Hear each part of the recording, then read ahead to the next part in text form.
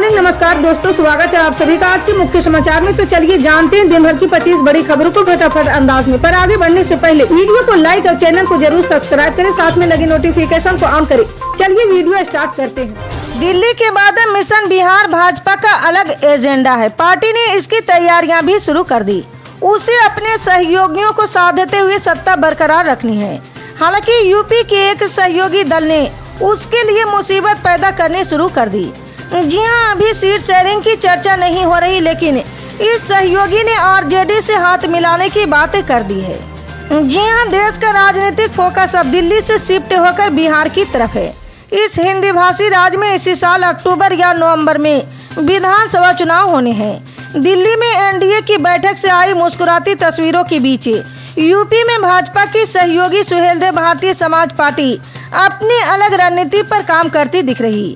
OBC वोटरों में लोकप्रिय ओम प्रकाश राजभर की पार्टी बिहार में अभी से समीकरण सेट करने में जुट गई है। जी हां, एसपी चाहती कि बिहार में सीट शेयरिंग के समय भाजपा उसे 15 से 25 सीटें दे। इसके लिए एसपी ने अभी से प्रेशर पॉलिटिक्स शुरू कर दी है। इसके तहत बिहार में पिछले 3 महीनों में राजभर की पार्टी ने ताबड़तोड़ 24 रैलियां की है। जी हां, एसपी के अध्यक्ष ओम प्रकाश राजभर यूपी में योगी आदित्यनाथ सरकार में मंत्री है। बिहार का राजनीतिक समीकरण देखे तो यहां भाजपा और सीएम नीतीश कुमार के नेतृत्व वाले जेडीयू के अलावा एनडीए के 3 और घटक दल हैं। इसमें चिराग पासवान की लोजपा, जीतन राम मांझी की हम और उपेंद्र कुशवाहा की राष्ट्रीय लोक मोर्चा शामिल है। अभी तक भाजपा ने बिहार में मुख्यमंत्री का पद अपने जूनियर पार्टनर जेडीयू को दिया था, लेकिन ऐसा लग रहा है कि आगे बिहार चुनाव के समय सीट बंटवारे में एसपी की प्रेशर का सामना करना पड़ सकता है।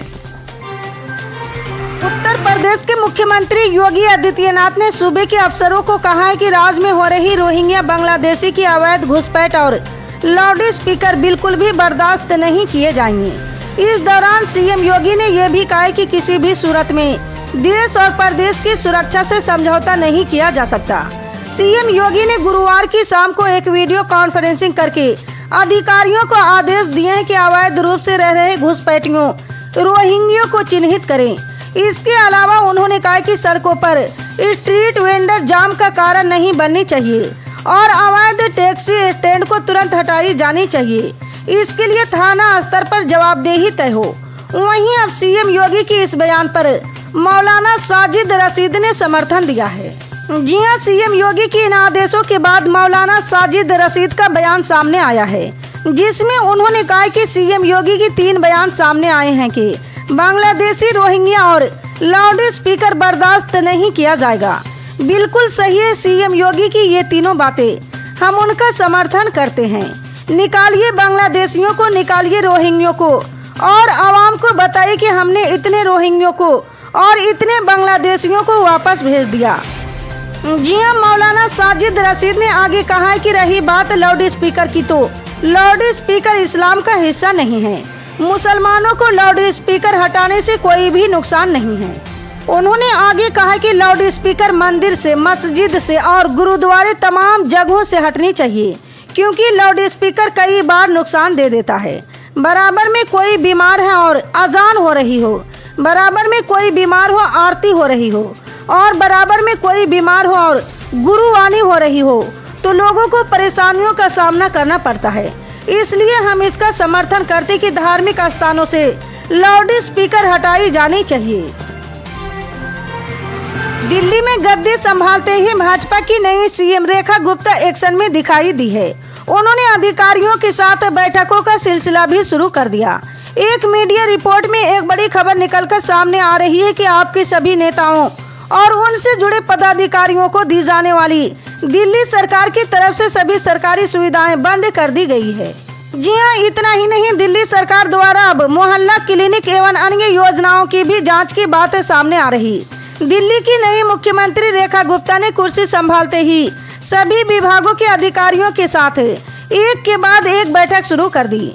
आम आदमी पार्टी द्वारा एक डिपार्टमेंट से दूसरे डिपार्टमेंट और जगह पर भेजे गए अधिकारियों को भी वापस अपनी जगह अपनी पोस्ट पर ज्वाइन करने के लिए कह दिया गया है। दिल्ली की नवनिर्वाचित मुख्यमंत्री रेखा गुप्ता की शपथ ग्रहण समारोह में बिहार के मुख्यमंत्री नीतीश कुमार की गैर हाजिरी रहने पर राजनीतिक बयानबाजी तेज हो गई। जी हां, आरजेडी विधायक भाई वीरेंद्र ने दावा किया है कि नीतीश एनडीए से अलग होकर आरजेडी के साथ आने वाले हैं। जी हां, राष्ट्रीय जनता दल के विधायक भाई वीरेंद्र ने कहा कि नीतीश कुमार जी हमारे साथ आने वाले हैं तो क्यों जाएंगे बीजेपी की सीएम की शपथ ग्रहण में।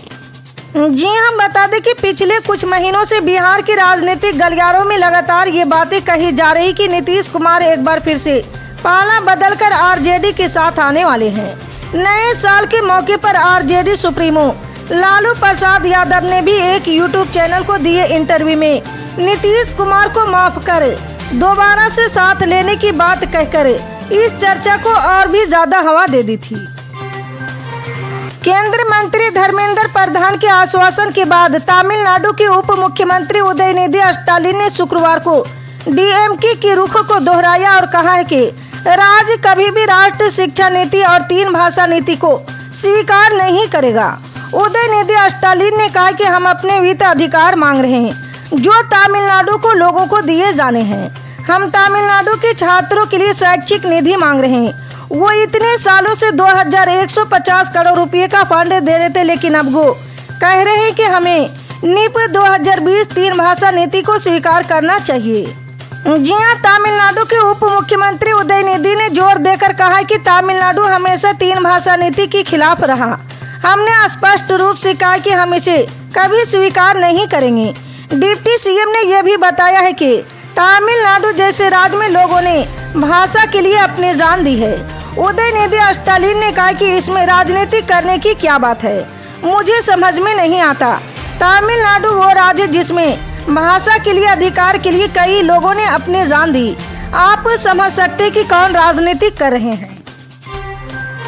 दिल्ली के जामा मस्जिद मेट्रो स्टेशन पर हुड़दंगबाजी करने के मामले में मुकदमा दर्ज करने के बाद पुलिस ने बड़ा एक्शन लिया है। सीसीटीवी के जरिए आरोपियों की पहचान करके पुलिस ने 8 यात्रियों को पकड़ा है। ये एफआईआर दिल्ली मेट्रो पुलिस ने दर्ज की है। जी हां, सोशल मीडिया पर वायरल हुआ ये वीडियो शब-ए बारात के दिन का था। वीडियो साफ तौर पर देखा गया था कि जामा मस्जिद मेट्रो स्टेशन पर कुछ लोग ऑटोमेटिक फेयर कलेक्शन गेट के ऊपर से कूदकर बाहर निकल रहे थे। जैसे ही वीडियो वायरल हुआ तो सोशल मीडिया पर लोगों का गुस्सा भड़क उठा था। इसके बाद पुलिस ने हुड़दंगियों पर बीएनएस की धारा 132, 221, 59 डीएमआरसी एक्ट के तहत मामला दर्ज किया गया था। पश्चिम बंगाल विधानसभा में विपक्ष के नेता शुवेंदु अधिकारी के साथ साथ 3 बीजेपी विधायकों को स्पीकर ने 30 दिनों के लिए या विधानसभा के बचे हुए सत्र के लिए सदन की कार्रवाई से निलंबित कर दिया है। जी हां, बता दें कि शुवेंदु अधिकारी के खिलाफ भड़काऊ भाषण देने का आरोप लगा है और उसी के चलते विशेष अधिकार प्रस्ताव लाया गया। स्पीकर का कहना है कि ये सदन की अवमानना का मामला है और प्रस्ताव स्वीकार कर आगे की कार्रवाई के लिए विशेष अधिकार समिति को भेज दिया गया है। जी हां, वहीं ममता बनर्जी का कहना है कि मैं प्रधानमंत्री नरेंद्र मोदी से शिकायत करूंगी कि बीजेपी विधायक मुझ पर बांग्लादेशी कट्टरपंथियों से मिलीभगत का आरोप लगा रहे हैं। अगर बीजेपी ये साबित कर दे कि मेरा बांग्लादेशी कट्टरपंथियों से संबंध है तो मैं इस्तीफा दे दूंगी। सुप्रीम कोर्ट ने शुक्रवार को अपना आदेश वापस ले लिया है, जिसमें पुलिस से गैंगस्टर एक्ट के तहत एक मामले में विधायक अब्बास अंसारी के खिलाफ जांच 10 दिनों के भीतर पूरी करने को कहा गया था। कोर्ट ने इसकी बजाय ये जानना चाहा कि क्या उनके खिलाफ कोई जांच लंबित है। जस्टिस सूर्यकांत और न्यायमूर्ति एन कोटेश्वर सिंह की पीठ ने मामले की अगली सुनवाई 6 मार्च को तय की है। जी हां, आदेश वापस लेने का वाकया तब हुआ जब अब्बास अंसारी की ओर से पेश हुए वरिष्ठ अधिवक्ता कपिल सिब्बल ने कहा कि जांच पूरी हो चुकी है और यूपी गैंगस्टर एक्ट के तहत दर्ज मामले में आरोप पत्र दाखिल किया जा चुका है। उन्होंने कहा कि राज ने मामले में गलत हलफनामा दाखिल किया है और अब्बास अंसारी के खिलाफ कुछ भी लंबित नहीं है। यूपी सरकार की ओर से पेश हुए अतिरिक्त सॉलिसिटर जनरल के.एम. नटराज ने कहा कि उन्हें मामले पर और स्पष्टीकरण की जरूरत है। प्रधानमंत्री किसान सम्मान निधि योजना के तहत देश भर के किसानों को मिलने वाली अगली किस्त का इंतजार अब खत्म होने वाला है। जी हां, केंद्र सरकार ने इसकी घोषणा कर दी। प्रधानमंत्री नरेंद्र मोदी बिहार के भागलपुर से देश भर के किसानों के खातों में इस योजना की अगली किस्त 24 फरवरी को ट्रांसफर करेंगे। जी हां, इस दौरान लाखों किसान अपने खातों में 2000 रुपये की राशि प्राप्त करेंगे, जिससे खेती किसानी और अन्य दैनिक जरूरतों में मदद मिल सकेगी। जी हां, केंद्रीय कृषि मंत्री शिवराज सिंह चौहान ने बताया है कि प्रधानमंत्री किसान सम्मान निधि योजना के लाभार्थियों की संख्या में बढ़ोतरी हुई है। पहले 9.60 करोड़ किसानों के खाते में 2,000 रुपये की किस्त जाती थी, लेकिन इस बार 9.80 करोड़ किसानों को 19वीं किस्त के रूप में 22,000 करोड़ रुपये जारी किए जाएंगे। इसी तरह की पल पल के अपडेट जानने के लिए जुड़े रहें हमारे MSP न्यूज के साथ। मिलते हैं अगली बड़ी खबर में, तब तक के लिए जय हिंद।